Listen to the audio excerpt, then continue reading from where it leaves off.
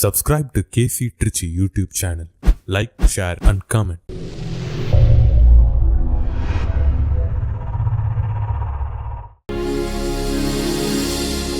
நிலையான புகழுக்குரிய தூய்மை மிகு நற்கருணைக்கு எல்லா காலமும் ஆராதனையும் புகழும் மாட்சியும் உண்டாக கடவது. நிலையான புகழுக்குரிய தூய்மை மிகு நற்கருணைக்கு எல்லா காலமும் ஆராதனையும் புகழும் மாட்சியும் உண்டாக கடவது. நிலையான புகழுக்குரிய தூய்மை மிகு நற்கருணைக்கு எல்லா காலமும் ஆராதனையும் புகழும் மாட்சியும் உண்டாக கடவது. இதை என் நினைவாய் செய்ய மாட்டாயா? என் உடலை உண்டு உயர மாட்டாயா? குருதி அருந்தி திருந்த மாட்டாயா? என் குருதி அருந்தி திருந்த மாட்டாயா? என்னை போல மாற மாட்டாயா? என்னை போல மாற மாட்டாயா? இயேசு எனக்கு பிரியமான சகோதர சகோதரிகளே, அனைவருக்கும் கிறிஸ்து இயேசுவின் உயிர்ப்பு பெருவிழா வாழ்த்துக்களை தெரிவித்துக் கொள்கின்றோம். நம்முடைய கேசி சேனல் வழியாக ஒவ்வொரு மாதமும் ஒரு பக்தி முயற்சி ஏற்படுத்தி வருகின்றோம். அனைவரும் நன்றாக புரிந்து கொள்ள வேண்டும். ஒவ்வொரு வியாழக்கிழமையும், குறிப்பாக மாதத்தின் முதல் வியாழன் குழந்தை இயேசுவுக்கு உகந்த நாள் என்று நாம் அனைவரும் அறிந்திருக்கின்றோம். ஆனால் அதே நேரத்தில் இதே வியாழக்கிழமை நற்கருணை ஆண்டவருடைய பக்தி முயற்சிக்கு, நற்கருணை ஆண்டவரின் ஆராதனைக்கு உகந்த நாள் என்பதை நீங்களும் நானும் மறந்துவிடக்கூடாது. அன்பு நெஞ்சங்களே, இந்த நல்ல நாளிலே, இந்த ஏப்ரல் மாதம் நற்கருணை ஆண்டவரின் பக்தி முயற்சிக்கு உகந்த நாளாக இருக்கிறபடியினால், இந்த நற்கருணை ஆண்டவரின் பக்தியில் நாம் இந்த மாதம் முழுவதும் ஈடுபடுவதற்கு, இன்னும் ஒருபடி அதிகமாக ஆர்வமாக ஈடுபடுவதற்கு முயற்சிக்க வேண்டும். அன்பு நெஞ்சங்களே, இந்த நற்கருணை ஆண்டவரை பற்றி நாம் சிந்திக்கும் பொழுது, தொடக்கத்தில் விடுதலை பயண புத்தகம் 33வது அதிகாரம் 20வது வசனத்தில் பார்க்குறோம். ஆண்டவர் தாமே சொல்கின்றார், என் முகத்தையோ உன்னால் பார்க்க இயலாது, ஏனெனில் என்னை பார்த்த எவரும் உயிரோடு இருக்க முடியாது என்று கடவுள் தாமே சொல்கிறார். ஆண்டவருடைய முகத்தை பார்க்க முடியாத வண்ணம் இருந்தது. பழைய ஏற்பாட்டு இஸ்ரேல் மக்கள்லாம் வாழ்ந்தார்கள். ஆனால் அதன் பிறகு பார்க்கின்றோம், இந்த கைக்கு எட்ட முடியாத, நம்முடைய கரங்களுக்கு எட்ட முடியாத எட்டாக்கனியாக இருந்த ஆண்டவர் ஒரு குழந்தையாக பிறக்கிறார். நம்மை போல ஒரு மனிதனாக, ஒரு சிறுவனாக வளர்ந்து நமக்காக பாடுபட்டு இரத்தம் சிந்தி மரிக்கின்றார், உயிர்த்து. அந்த ஆண்டவர் இன்றும் இந்த நற்கருணை ஆண்டவரில் பிரசன்னமாயிருக்கிறார். இந்த நற்கருணை வழியாக நம்மோடு இந்த ஆண்டவர் தங்குகின்றார். எனவே அன்பு நெஞ்சங்களே, இன்று நாம் அனைவரும் புரிந்து கொள்ள வேண்டிய விஷயம், இந்த நற்கருணை ஆண்டவர் மீது பக்தியோடு இருப்பதினால் நமக்கு என்ன நன்மைகள் கிடைக்கின்றன? ரோமையருக்கு எழுதிய திருமுகத்திலே 12வது அதிகாரத்திலே 4-5 வசனங்களிலே நாம் வாசிக்கின்றோம். ஒரே உடலில் நமக்கு உறுப்புகள் பல உள்ளன. அந்த உறுப்புகள் எல்லாம் ஒரே செயலை செய்வதில்லை. அதுபோலவே நாம் பலராய் இருந்தாலும் கிறிஸ்துவோடு இணைந்திருப்பதால் ஒரே உடலாய் இருக்கிறோம். ஒருவருக்கொருவர் உடன் உறுப்புகளாய் இருக்கிறோம். ஆக நற்கருணை ஆண்டவரில் நம்பிக்கை கொண்ட கத்தோலிக்க திரு அவையில் இருக்கின்ற நாம் அனைவரும் ஒரே மனதோடு ஒரே எண்ணத்தோடு ஒற்றுமையாக வாழ வேண்டும் என்பதுதான் நற்கருணை ஆண்டவரினுடைய மைய கருத்தாக அவர் நமக்கு உணர்த்துகின்ற முதல் பாடமாக இருக்கிறது. எனவேதான் பார்க்கிறோம், தொடக்கத்தில் ஆதி கிறிஸ்தவர்கள் எப்படி வாழ்ந்தார்கள் என்பதை திருத்துதர்கள் பணி புத்தகம் 2வது அதிகாரம் 42வது வசனத்திலே பார்க்கிறோம். அவர்கள் அப்போஸ்தலர்கள் கற்பித்தவற்றிலும் நட்புறவிலும் அப்பம் பிடுவதிலும் இறை வேண்டலிலும் நிலைத்து நின்றார்கள். அதோடு இல்லை, அதே 2வது அதிகாரத்தில் 44வது வசனம் பார்க்குறோம். நம்பிக்கை கொண்டோர் அனைவரும் ஒன்றாய் இருந்தனர். பிரைஸ் தி லார்ட், அல்லேலூயா. யோவான் நற்செய்தி 17:21 ஆண்டவர் ஆதங்கத்தோடு ஜெபிக்கிறார், தந்தையே எல்லாரும் ஒன்றாய் இருப்பார்களாக. இந்த நற்கருணை ஆண்டவரில் நம்பிக்கை கொண்ட நாம் அனைவரும் ஒன்றுபட்டு செயல்பட வேண்டும். இதுதான் மிக முக்கியமான காரியம். இன்று விவிலியத்தில் பார்க்குறோம், 2-3 பேர் எங்கே குழுமி இருக்கிறார்களோ அங்கே அவர்கள் நடுவே நான் இருப்பேன் அப்படின்னு ஆண்டவர் சொல்லியிருக்காரு. ஆனால் ஒரு நகைச்சுவையாக சொல்கிறாங்க, இந்த மண்ணகத்தில் எங்கே 2-3 இருக்கிறார்களோ அங்கே பிளவுகள் இருக்கும், கட்சி மனப்பான்மை இருக்கும். அதான் ஒரு ஃபாதர் வேடிக்கையாக சொல்லுவார், நரகத்துக்கு போய் பார்த்தா கூட அங்கே 2 கட்சி மனப்பான்மை பிளவுபட்டு தான் இருப்பாங்க. ஆக இன்று ஒன்றுபட்டு வாழ்வது கடினமான காரியமாக இருக்கிறபடினால் சகோதர சகோதரிகள் உடன் பிறந்தவர்களுக்கு கூட இன்னைக்கு பேசிக்காமல் சமாதானம் இல்லாமல் பிளவுபட்டு இருக்கிறதுக்கு காரணம் நற்கருணை ஆண்டவரில் அவர்கள் இன்னும் வேரூன்றி வளரவில்லை. நற்கருணை ஆண்டவரில் நாம் வேரூன்றி இருக்கும் பொழுது நம்மிடத்தில் ஒற்றுமை ஓங்கி வளரும். 2வது அருமையான பாடம், நற்கருணை ஆண்டவர் நம்மை மனமாறச் செய்கிறவர், உருமாறச் செய்கின்றவர். மறுபடியும் நான் பிறக்க வேண்டும், மறுரூபமாக மாற வேண்டும். ஆம் அன்பு நெஞ்சங்களே, இன்னைக்கு யாராக இருந்தாலும் பரவாயில்லை, குருக்கள், கன்னியர்கள், இறை மக்கள் எல்லாரும் இந்த நற்கருணை ஆண்டவருடைய பிரசனத்தில் அதிக நேரத்தை செலவிடும் பொழுது நமது மனமாற்றத்திற்கு ஆண்டவர் உதவி செய்கின்றார். ஏன் தெரியுமா? சைக்காலஜிக்கலாக பார்க்க போனால் இந்த உளவியல் அறிஞர் என்ன சொல்கிறாங்க தெரியுமா? நாம் அனைவருமே அதிக முகமூடிகளை அணிந்து வாழ்கின்றோம். நம்ம வீட்டை விட்டு வெளியில் போனோம், அல்லது நம்மளுடைய அறை, நமக்குன்னு ஒரு ரூம் இருக்குன்னு வச்சுக்கோங்களேன், நம்ம ரூமை விட்டு வெளியில் கதவை சாத்திட்டு வெளியில் வரும் பொழுதே நம்ம என்ன செஞ்சிடறோமா, முகமூடிகளை அணிந்து கொள்கின்றோம். முகமூடிகள் அணிந்து பிறர் நம்மை அறியாத வண்ணம், நம்முடைய சுயரூபம் தெரியாத வண்ணம் நம்ம மறைச்சு வாழ்கிறோம்.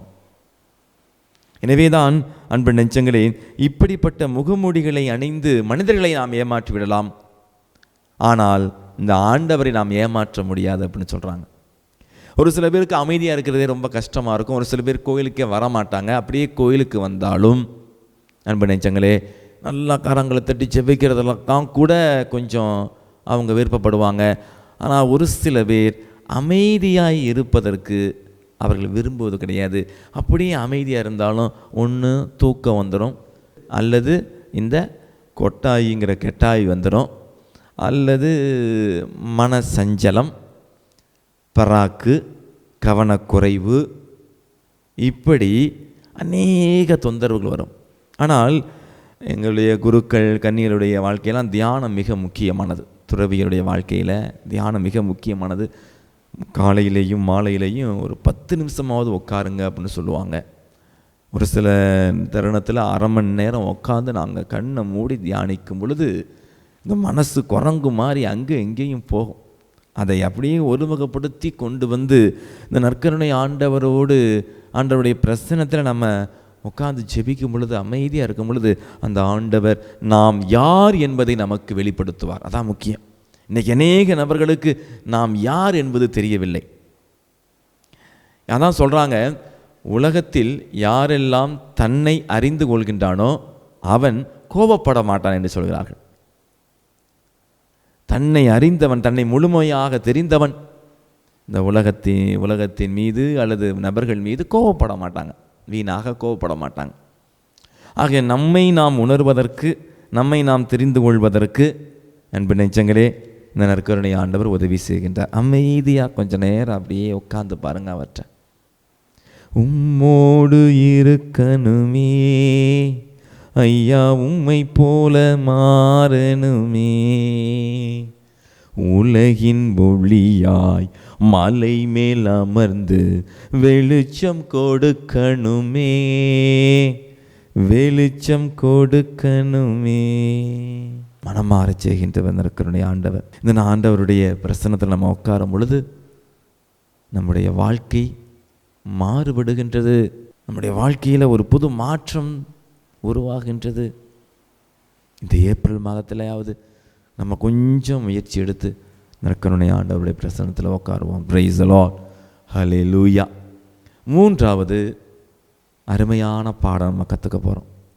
இந்த நற்கருணை ஆண்டவருடைய பிரசன்னத்தில் நம்ம உட்காந்து அல்லது முட்டி போட்டு ஜெபிக்கிறப்ப நம்முடைய உடல் நோய்கள், மனநோய்கள் நீங்கி நாம் சுகமாகிறோம். நற்கருணை ஆண்டவர் நம்மை குணப்படுத்துகின்றார். அன்பு நெஞ்சங்களில் நற்கருணை ஆண்டவருடைய புதுமைகள்லாம் அநேகர் பேர் உங்களுக்கு தெரிய வந்திருக்கும். யூடியூப்பில் கூட நீங்கள் பார்க்கலாம், புத்தகங்களை படிக்கலாம். ஆனால் இந்த நற்கருணை ஆண்டவர் லூர்து நகரில் நிகழ்த்தின அந்த நிகழ்வு என்னுடைய மனசை ரொம்ப பாதிச்சிச்சு. கிபி 1888 ஆகஸ்ட் மாதம் 22 பிரான்ஸ் நாட்டை சார்ந்த ஒரு குருவானவர் வழக்கம் போல அந்த லூர்து நகரில் மாதா காட்சியளித்த அந்த இடத்துல, அந்த நீர் ஊற்றுங்க பக்கத்தில் நற்கருணை ஆராதனை வழக்கம் போல் நடக்குமா. அந்த நேரத்தில் அந்த அருட்தந்தை என்ன செய்வார், நற்கருணை கதிர் பாத்திரத்தை எடுத்துக்கொண்டு நோயாளிகள், பக்தர்கள், நம்முடைய அன்னையின் பக்தர்கள் மற்றும் விசுவாசிகள் இருக்கிற திசையை நோக்கி அவர் அப்படியே சிலுவை போட்டு ஆசீர்வாதம் கொடுத்து வருவாராம். அப்பொழுது படுத்த படுக்கையாக இருந்த ஒரு நபர், பியாட்ரோ டெலனோய் அப்படிங்கிறவருக்கு அட்டாக்சியா அப்படிங்கிற ஒரு நோயா. அந்த நோயின்னு என்ன பிரச்சனைனா, அந்த நோயினால் என்னென்ன பிரச்சனை வரும்னா, கை கால்களில் நிதானம் இருக்காது, பேலன்ஸ் பண்ண முடியாது. அதனால் படுத்த படுக்கையாக இருக்கணும். இந்த கை, கால், உடல், பேச்சு, பார்வை இதெல்லாம் கொஞ்சம் கொஞ்சமாக பாதிக்கப்பட்டு விரைவில் இறந்து போகக்கூடிய ஒரு மோசமான நோய் தான் இந்த அட்டாக்சியா அப்படிங்கிற நோய். அப்பொழுது இந்த பிரான்ஸ் நாட்டை சார்ந்த குருவானவர் இந்த நற்கருணை ஆண்டவரை இந்த கதிர் பாத்திரத்தை எதிர்த்து அப்படியே ஒவ்வொரு பக்கமாக திரும்பி அவர்களை அப்படியே ஆசீர்வதிக்கும் பொழுது, இந்த நபர், இந்த பியாட்ரோ டெலனோய் என்பவர் எந்திரிக்க முடியாத நிலையில் நற்கருணை ஆண்டவரை உற்று நோக்கி விசுவாசத்தோடு, நம்பிக்கையோடு, என்னை தொடும் ஆண்டவரை, என்னை சுகப்படுத்தும் ஆண்டவரே என்று அவர் ஜெபித்தபடி பொழுது, அன்பு நெஞ்சங்களே, அதிசயமாக அற்புதமாக அந்த நபர் குணம் பெற்றார், சுகம் பெற்றார், முழுவதுமாக சுகம் பெற்றார். பிரைஸ் தி லார்ட், அல்லேலூயா. இந்த நற்கருணை ஆண்டவருடைய ஆராதனை நேரத்திலையும் அவருடைய அந்த நற்கருணை பேழையில் அவர் வீற்றிருக்கும் பொழுது, நீங்கள் ஒவ்வொரு பங்கு கோயிலையும் இப்போ பார்த்தீங்கன்னா நற்கருணை பேழை இருக்கும். அதை போய் நீங்கள் வணங்கணும், முட்டி போட்டு விழுந்தால் படிக்கிட்டு சாஷ்டாங்கமாக வணங்கி ஆராதிக்கணும் ஒவ்வொரு நாளும். அப்படி நீங்கள் ஆராதிக்கும் பொழுது அன்பு நெஞ்சங்களே, உங்களுடைய அறிவு, உங்களுடைய திறமை இவையெல்லாம் அவர் மீது நம்பிக்கை வைப்பதற்கு, அவரை நம்புவதற்கு உதவி செய்யாது. பழைய நியம முறைகள் அனைத்தும் இனி மறைந்து முடிவு பெறுக, புதிய நியம முறைகள் வருக, புலன்களாலே மனிதன் இதனை அறிய இயலா, குறையை நீக்க விசுவாசத்தின் உதவி பெருக. அப்போ புலன்களால், மனித அறிவினால், மனித ஞானத்தினால கண்டிப்பாக அந்த நற்கருணை ஆண்டவரை நம்ம புரிந்து கொள்ள முடியாது. மாறாக நம்பிக்கை, நம்முடைய நம்பிக்கை நங்கூரமாக இருக்க வேண்டும். விசுவாசத்தோடு அவரை நோக்கணும். ஆண்டவரே, உயிருள்ள தேவனே என்று சொல்ல வேண்டும். இப்போ இந்த நற்கருணை ஆண்டவர் உண்மையிலேயே இந்த நற்கருணையில் பிரசன்னமாக இருக்கிறார் அப்படிங்கிற ஒரு சில நேரம் இந்த சந்தேகங்கள் வரலாம். உங்களுக்கு ஒன்று தெரியுமா அன்பு மக்களே, இந்த பெரிய வியாழனன்று அனைவரும் கண்டிப்பாக சொல்லியிருப்பீங்கன்னு எனக்கு நம்பிக்கை இருக்குது. திருக்குடும்ப பக்தி மாலையில் இந்த புத்தகத்தில் 128வது பக்கத்தில் நற்கருணை பக்தி முயற்சிகளும் டாபிக் இருக்குது. நற்கருணையில் இயேசுவுக்கு இழைக்கப்படும் நிந்தைகளுக்கு கழுவாயாக 24 தொழுகை மலர்கள் அப்படின்னு 24 மந்திரங்கள் இருக்குது. இந்த 24 மந்திரங்களை நீங்கள் ஒவ்வொன்றா படிக்கிறப்ப நல்லா தெரியும் மக்களே, நமக்கே நல்லா புரிஞ்சிருக்கும். இந்த 24 தொழுகை மந்திரங்களையும் நம்ம நற்கருணை ஆண்டவருக்கு செய்கின்ற அவமரியாதைக்குரிய செயல்கள், நம்முடைய பார்வை, நம்முடைய தகாத பார்வை, நம்முடைய கடின உள்ளம், நம்முடைய சோம்பல், அசதி, அசட்டைத்தனம், மூடத்தனமுள்ள அறியாமை, கோபம், வர்மம், பழி, இது எல்லாம் நம்முடைய நேரத்தில் நம்முடைய வாழ்க்கையில் இருந்ததென்றால் நாம் அன்பு நெஞ்சங்களே நற்கருணை ஆண்டவருக்கு அவமரியாதை கொடுக்கின்றோம். இந்த நற்கருணை ஆண்டவருக்கு அவமரியாதை கொடுத்தா என்ன ஆகும், எப்படி ஆகும் எனக்கு தெரியலைங்க. ஆனால் வாழ்க்கை அனுபவம் மூலமாக ஆண்டவர் எனக்கு உணர்த்தினாருங்க. 2019ஆம் ஆண்டு நான் ஒரு பங்கில் இருந்தேன். அப்போ இருக்கும் பொழுது இந்த ஞாயிற்றுக்கிழமை மறைக்கல்வி வகுப்பு கண்டிப்பாக எல்லா பிள்ளைகளும் வரணும்னு சொல்லி கண்டிஷன் போட்டேன். அதனால் எல்லா பிள்ளைகளும் வந்துட்டாங்க. ஞாயிற்றுக்கிழமை பூசை முடிஞ்சோடனையும் இந்த குட்டிஸ் எல்லாம் கொஞ்சம் ஓடுனுச்சு. அதில் ஒரு குறிப்பிட்ட பையன் ஒருத்தன் போயிட்டான். ஆனால் கோயிலுக்கு முன்னாடி தான் போய்கிட்டு இருக்கான். எனவே அருட்சகோதரி சொல்லி எல்லாம் பசங்களையும் கேட்டுங்க, யாரையும் விடாதீங்க அப்படி சொல்லிட்டு யூத்து பசங்க சொல்லி கேட்டை போட்டுங்க, கேட்டை சாத்திருப்பான், டக்குன்னு யாரும் போயிடக்கூடாது, அவனை பிடிக்கணும்னு சொல்லி அவங்க தாத்தாட்ட போய் ஒட்டிட்டுனான். நான் போய் வா வா வா தம்பி, வாடா தம்பி அப்படின்னு அவன் அழ ஆரம்பித்தான். அவங்க தாத்தா சொன்னான், ஃபாதர் கூப்பிட்றாரு நீ போ அப்படின்னு சொல்லி அவங்க தாத்தா வலுக்கட்டாயமாக அவனை என்கிட்ட கொடுக்க, நானும் அவனை தூக்கி கை காலெலாம் உதறான். அப்படியும் தூக்கிட்டு வந்து உள்ளே உட்கார வச்சு, அழக்கூடாதுப்பா, சிஸ்டர் கேட்டகிசம் நடத்துகிறாங்க, மறைக்கேள்வி கற்றுக்கணும் அப்படின்னு சொல்ல அவன் ஓரளவுக்கு அழுதவன் அப்படியே நிப்பாட்டிட்டான். ஆனால் அதே கிராமத்தில் இருந்த ஒரு நன்கு படித்தவர், அயல் நாட்டில் வெளிநாட்டில் வேலை செஞ்சவர், அப்போக்கு எப்போ லீவுக்கு வருவார். கோயில் உள்ள நற்கருணை பேலை இருக்குது. அந்த கோயிலுக்கு பீடத்துலலாம் தாண்டி தான் கோயிலுக்கு கடைசி அந்த நுழைவாயிலுக்கு பக்கத்தில், ஆனால் கோயில் உள்புறம்தான். அந்த இடத்துல அப்போ அவர் கொஞ்சம் கோபம் கொண்டு, ஃபாதர் நீங்கள் கொஞ்சம் ஓவராக போகிறீங்க, பசங்களை பிடிக்கலைன்னா விட்டுருங்க, அவங்களுக்கு கேட்டகிசம் நடத்துறதுக்கு பிடிக்கலைன்னா அவனை விட்டுருங்க, ஏன் அவனை நீங்கள் கம்பல் பண்ணி உட்கார வைக்கிறீங்க அப்படின்னு சொன்னாங்க. அப்போ நான் சொன்னேன், தம்பி இல்லைப்பா, இது பிள்ளைங்க அப்படி தான் இருப்பாங்க, இன்றைக்கி நம்ம கண்டிஷனாக இல்லைன்னா அதுக்கப்புறம் அவங்க பக்தி எல்லாம் வளர்ந்துருவாங்க, அதனால தான் பிடிவாதமாக அவனை கூட்டி வந்தேன் அப்படின்னு சொல்லும் பொழுது, ஃபாதர் இதான் லாஸ்ட் வார்னிங் உங்களுக்கு, இனிமேல் இது மாதிரி எங்கள் பிள்ளைங்களை நடத்தாதீங்க அப்படின்னாரு.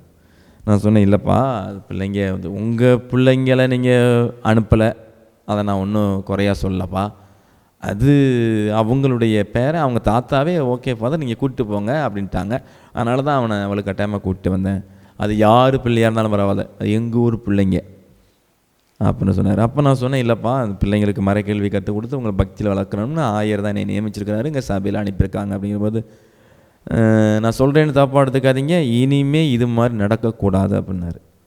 இல்லைப்பா இது மாதிரி தான் கேட்டகிசம் நடத்தணும்னு சொல்லியிருக்கிறாங்க அப்படின்னு நான் எவ்வளவோ பொறுமையாக இருந்து பார்த்தேன். அப்புறம் அவர் சொன்னார், இது எங்கள் கோயில், நாங்கள் கட்டின கோயில், எங்கள் பிள்ளைகளை இப்படி நீங்கள் கண்டிஷன் போடுறதுக்கு உங்களுக்கு உரிமை இல்லை.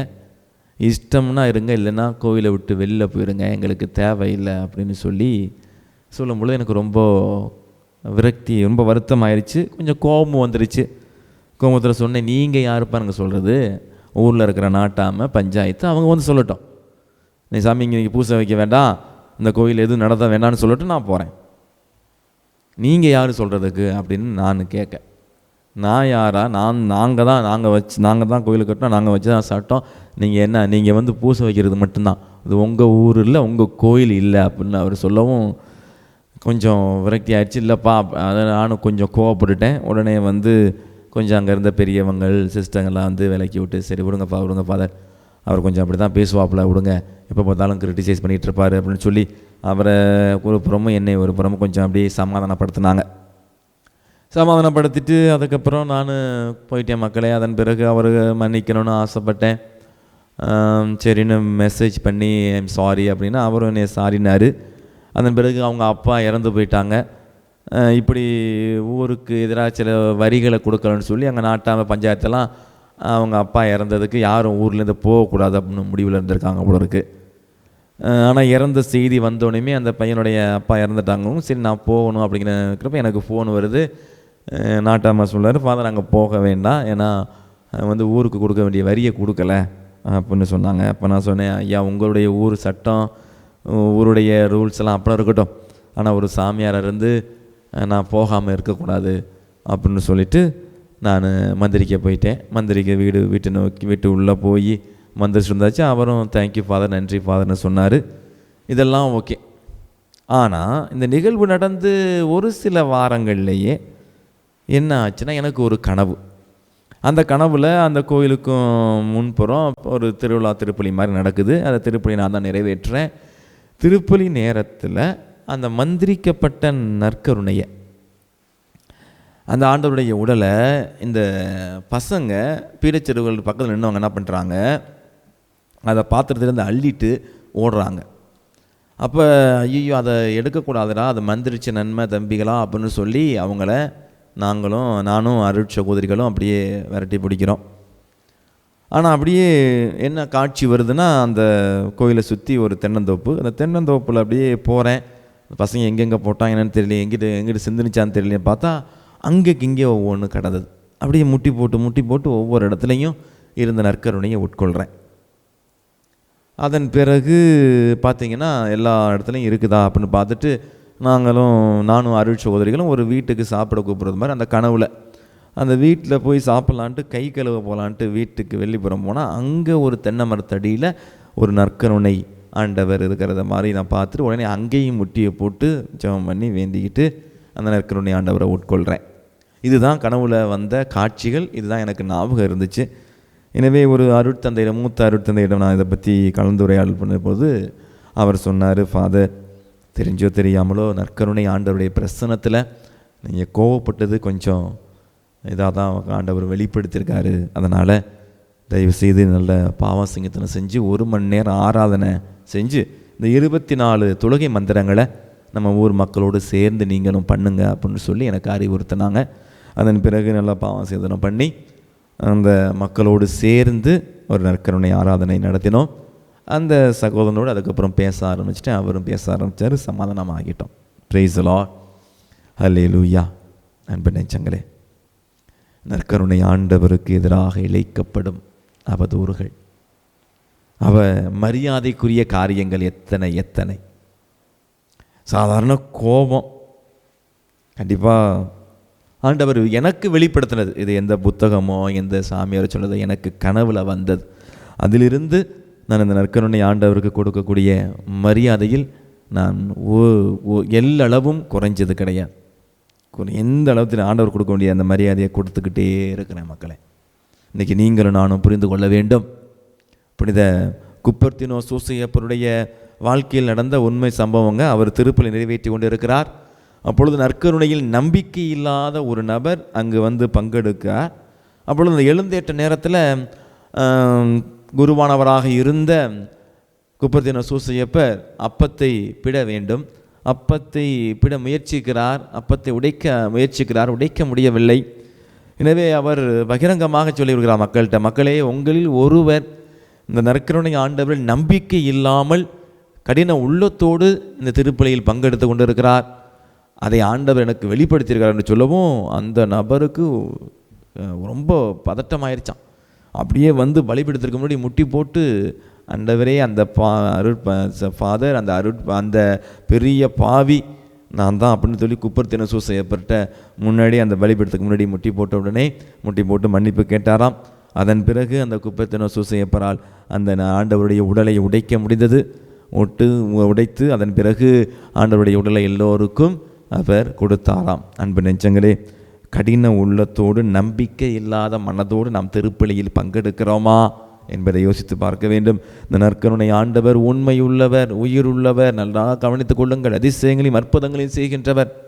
அன்பு நெஞ்சங்களே, இந்த நற்கருணை ஆண்டவர் மந்திரித்த உடலை நீங்கள் பார்த்தீங்கன்னா 1226 போர்ச்சுகல் நடந்த ஒரு உண்மையான புதுமை.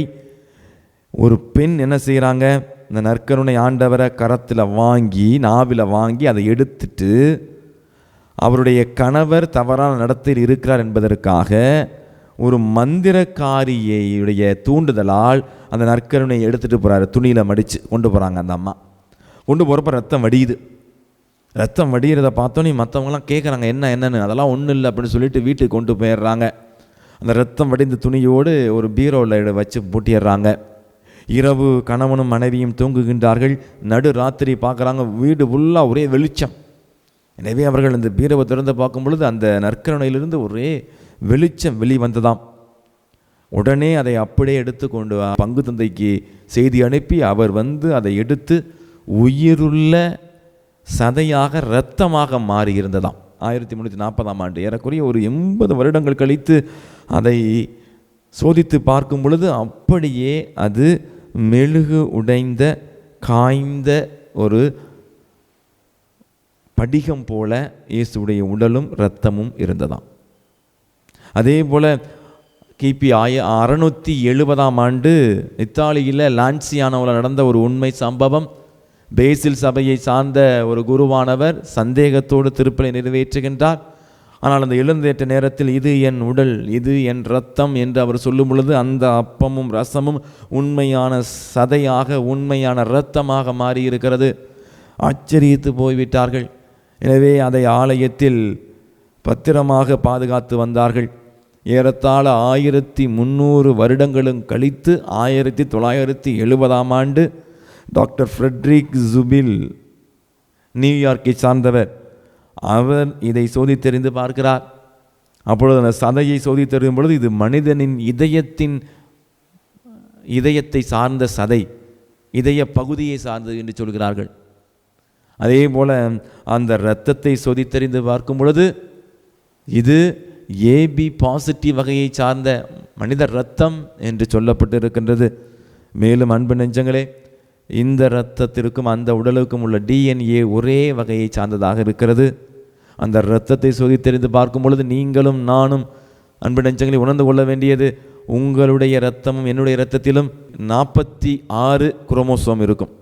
அப்பாவிட்டேருந்து 23, அம்மாட்டேருந்து 23. அப்பாவிடம் இருந்து வருகின்ற குரோமோசோம் எக்ஸாக இருந்தால் அது பெண் குழந்தையாக இருக்கும். அப்பாவிடம் வருகின்ற குரோமோசோம் ஒய்யாக இருந்தால்தான் அது ஆண் குழந்தையாக இருக்கும்.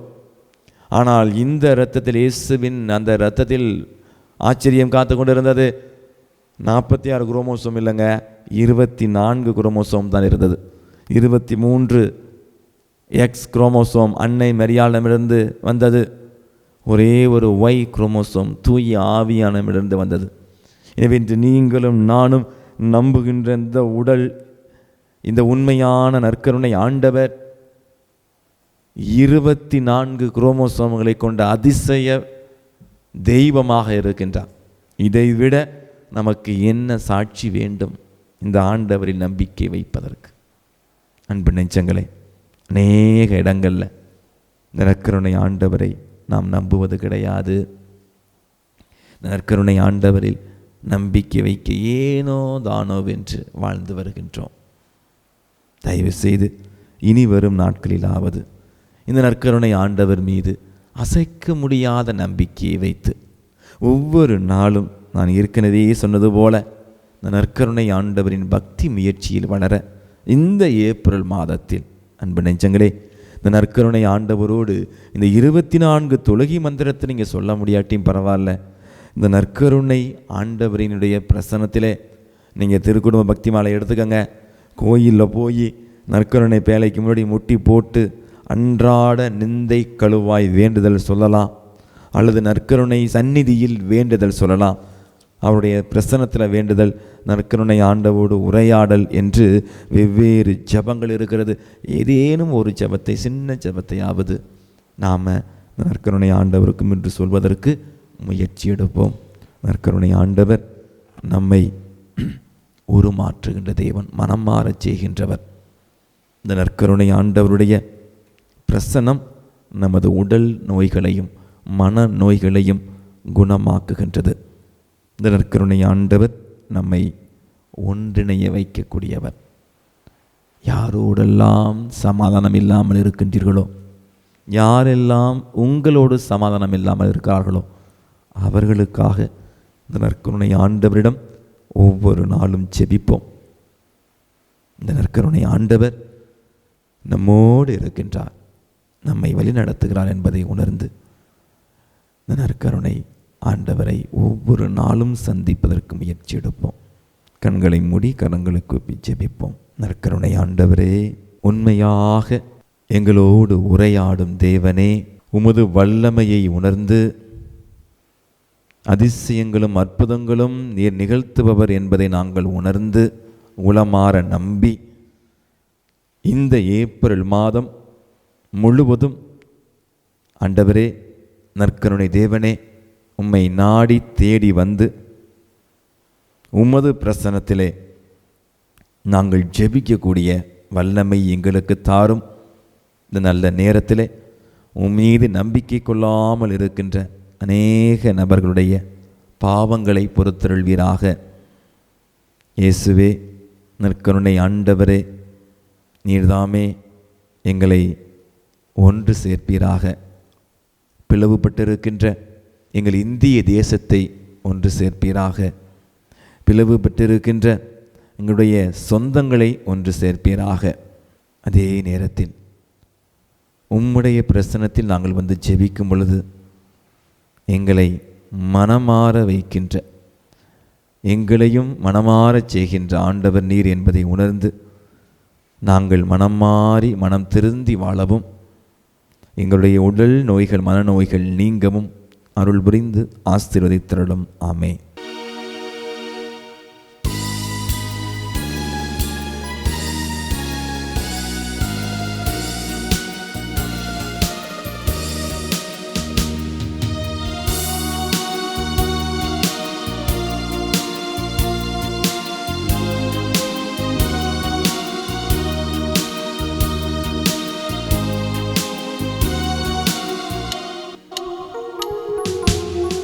நற்கருணை நாதரே என்னில் துணையாக வாருமே, நற்கருணை நாதரே என்னில் துணையாக வாருமே, நற்கருணை நாதரே என்னில் துணையாக வாருமே, நற்கருணை நாதரே என்னில் துணையாக வாருமே.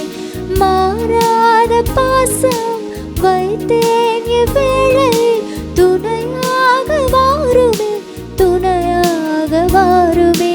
மனம் திறந்து பேச மறுரூபமாகிட துணையாக வாருமே, துணையாக வாருமே. நற்கருணை நாதரே என்னில் துணையாக வாருமே, நற்கருணை நாதரே என்னில் துணையாக வாருமே.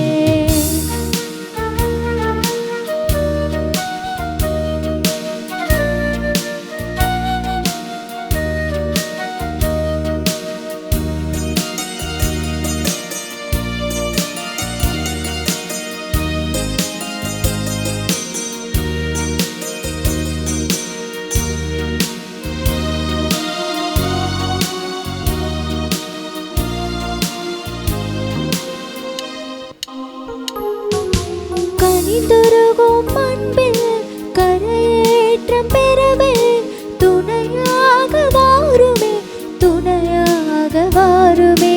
கருணை கண் கொண்டு என் கதையே என்னோடு துணையாக வாருமே, துணையாக வாருமே. நற்கருணை நாதரே எனில் துணையாக வாருமே, நற்கருணை நாதரே எனில் துணையாக வாருமே.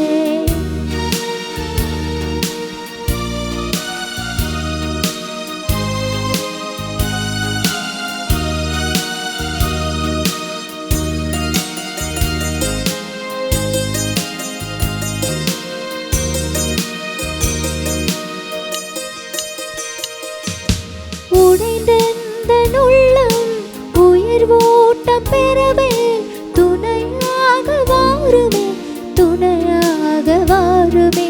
உடைந்த உள்ளம் உயிரூட்டம் பெறவே துணையாக வாருமே, துணையாக வாருமே. ஊனுடலும் மாலே உறவூட்டம் பெறவே துணையாக வாருமே, துணையாக வாருமே. நற்கருணை நாதரே எனில் துணையாக வாருமே, நற்கருணை நாதரே எனில் துணையாக வாருமே. நற்கருணை நாதரே எனில் துணையாக வாருமே, நற்கருணை நாதரே எனில் துணையாக வாருமே. நற்கருணை நாதரே எனில் துணையாக வாருமே, நற்கருணை நாதரே எனில் துணையாக வாருமே.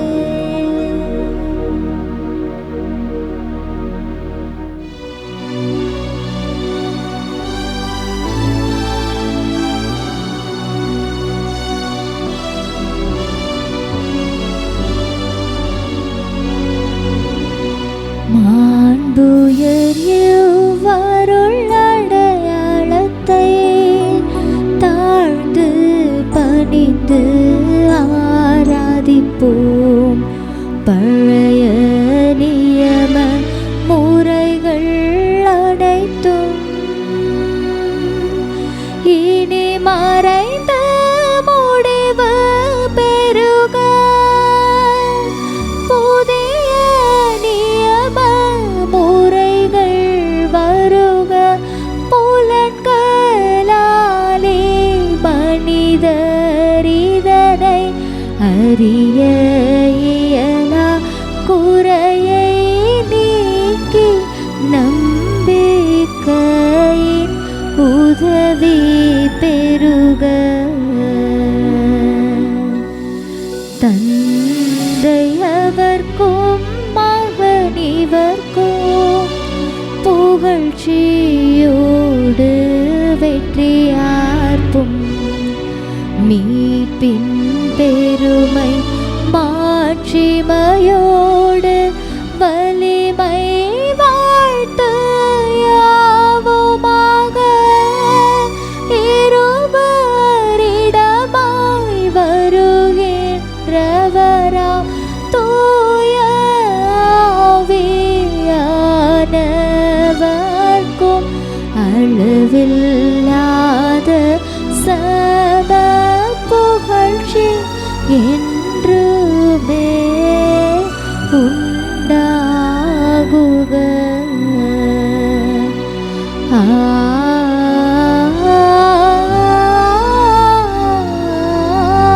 ஆமென். மன்றாடுவோமாக. இறைவா, இந்த வியப்புக்குரிய திருவருட்சாதனத்திலே உம்முடைய திருப்பாடுகளின் நினைவை எங்களுக்கு விட்டு சென்றே உமது திருவுடல் திருரத்தம் இவற்றின் மறைபொருளை வணங்கும் நாங்கள் உமது மீட்பின் மறைபொருளை இடைவிடாது அனுபவிக்க அருள் புரிவீராக. தந்தையாகிய இறைவனோடும் தூயாவியாரோடும் என்றென்று வாழ்ந்து ஆட்சி செய்கின்றவர் நீரே.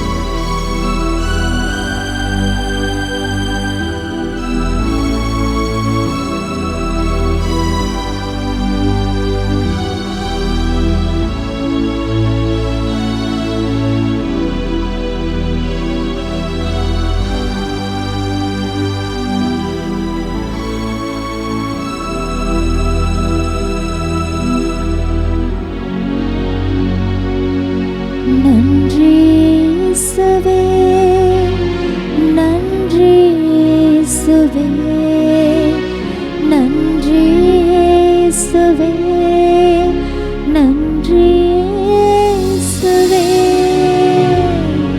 போற்றி இயேசுவே, போற்றி இயேசுவே, போற்றி இயேசுவே, போற்றி இயேசுவே.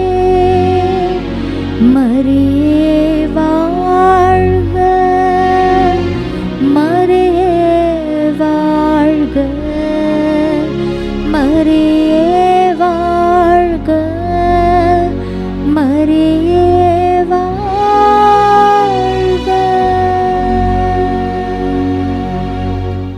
Subscribe to KC Trichy YouTube channel. Like, share and comment.